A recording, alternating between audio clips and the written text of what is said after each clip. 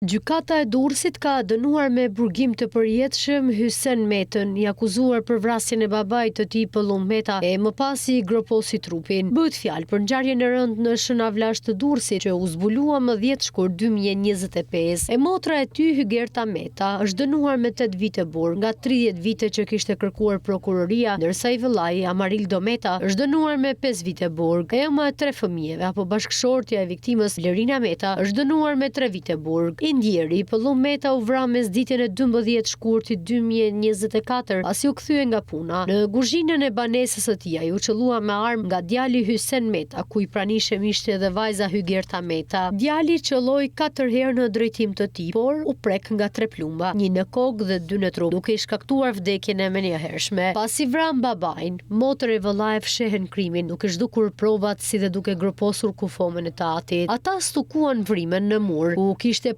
përfunduar njëri nga plumat, si dhe spostuan divanin në të cilin ka qenë i shtrirë viktima. Më pas, mbështollën trupin e pajet të babait të groposën në kasollën e baktive, e cila ndodhej disa metra larg banesës, dhe më pas kanë vijuar me largim me automjet nga banesa, zhdukje në sendeve personale të viktimës, si dhe zhdukje në armës së krimit. Për fshehjen e kufomës dhe të provave ishin të përfshirë dhe vëllai tjetër Amarildo dhe nëna e tyre Blerina. Pasi zhdukën të gjitha provat, djali Hysen Meta shkoi në policinë e Durrësit dhe bëri kallëzim me pretendimin se babai i tyre ishte larguar nga banesa, por deklarataat kontradiktore dhe jo të besueshme në atë kohë bën që grupi hetimor i policisë së Durrësit të dyshonte mbi zhdukjen reale nga banesa të Pëllumb Metës. Pasi u zbardh krimi dhe u arrestuan fëmijët, gjatë gjyqit vajza Hygerta Meta deklaroi se babain e vrau vëllai Hyseni.